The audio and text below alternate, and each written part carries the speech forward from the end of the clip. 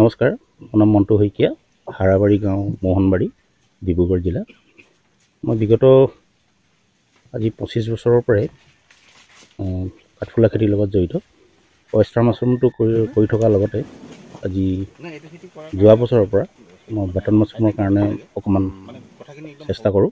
আৰু এই ক্ষেত্ৰত আমাৰ হিমাচলত থকা যিটো চলান DMR আছে, ICAR আণ্ডাৰত, Indian institute of agriculture research, তাত ডাইৰেক্টৰেট অফ মাছৰুম ৰিচাৰ্চত ট্ৰেইনিং কৰিছিলোঁ। আৰু বাটন মাছৰুম আৰু মিল্কী মাছৰুম, যোৱা বছৰ মিল্কী মাছৰুম কৰি যথেষ্ট কৃতকাৰ্য হৈছিলোঁ। এইবাৰ বাটন মাছৰুমটো কৰাৰ ক্ষেত্ৰত অকণমান আগভাগ লৈ কৰাৰ পাছত এতিয়া মোটামুটি বাটন মাছৰুম প্ৰডাকশ্যন হৈ আছে।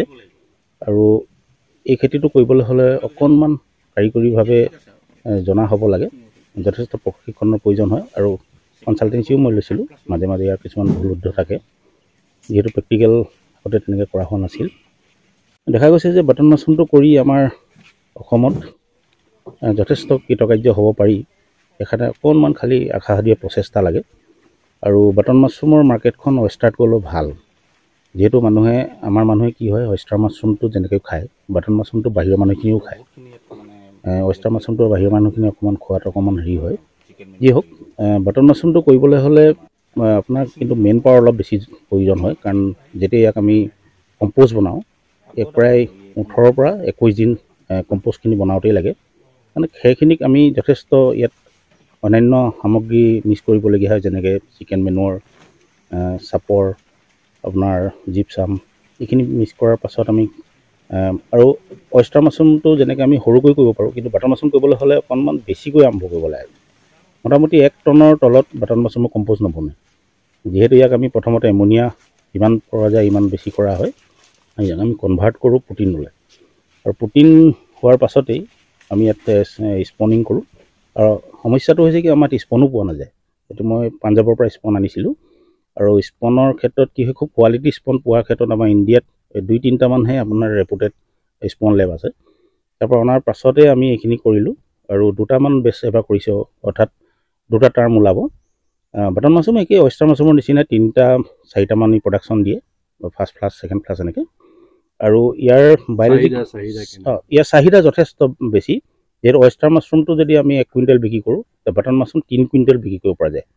কিন্তু আমাৰ এটা সমস্যা আছে কি, এইটো কৰিবৰ কাৰণে স্কিল লেবাৰৰ প্ৰয়োজন হয়। এতিয়া পাঞ্জাৱ হাৰিয়ানা ফালে কি হয়, স্কিল লেবাৰৰ প্ৰয়োজন তাত আমাৰ বেলেগ ষ্টেটে পূৰাই আছে, বিহাৰ, UP বহুখিনি মানুহ গৈ তাত কৰে। আৰু তাত টেকনিকেল পাৰ্চন আছে, যথেষ্ট তাত চাইণ্টিষ্টবিলাকে সহায় কৰে। আমাৰ অসমত এই ক্ষেত্ৰত মানে যথেষ্ট কৰাৰ সম্ভাৱনীয়তা আছে, যদিও ইয়াত এতিয়ালৈকে চৰকাৰে হওক বা আমাৰ কৃষক ৰাইজেই হওক, এই বিশেষ গুৰুত্ব দিয়া হোৱা নাই।